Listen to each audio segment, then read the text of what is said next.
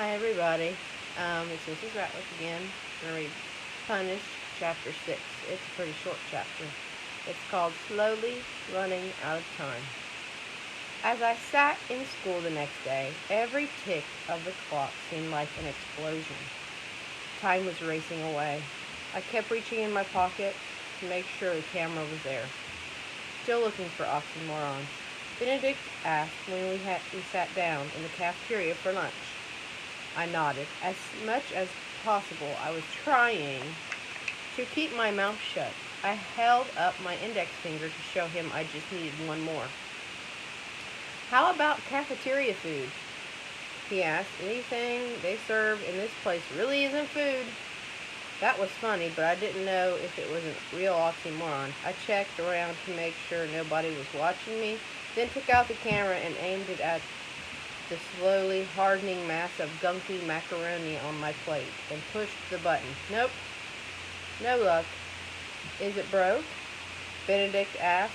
I guess he'd noticed it hadn't clicked. Broken, I said automatically, just like Professor Robert Wordsworth had said to me. I shook my head. Nope. When we got back from lunch, Miss Glott took over the lesson. I love words, she said. There are so many ways to have fun with them. I'll be sharing a lot of that with you while I'm here.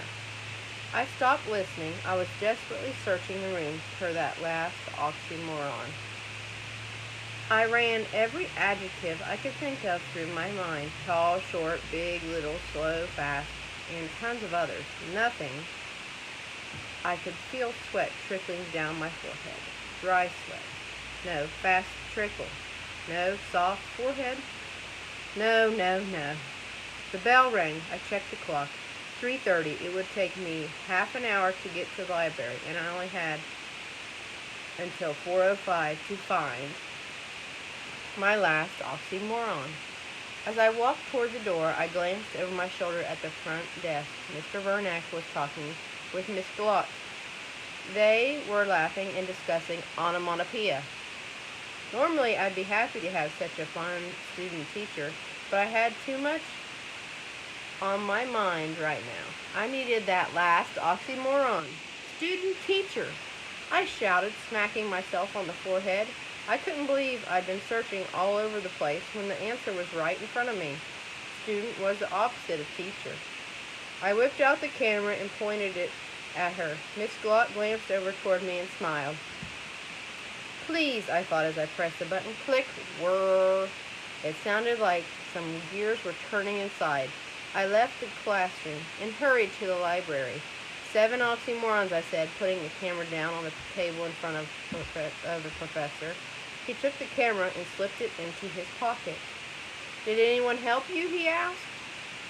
I thought about Benedict running around with me. I guess he tried to help. But I'd been the one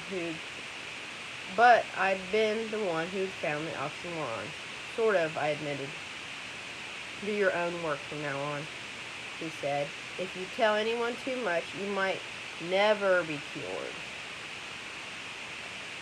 He reached into another pocket and pulled out a small cloth bag that was tied at the top with a piece of gold string. 7 anagrams, he said.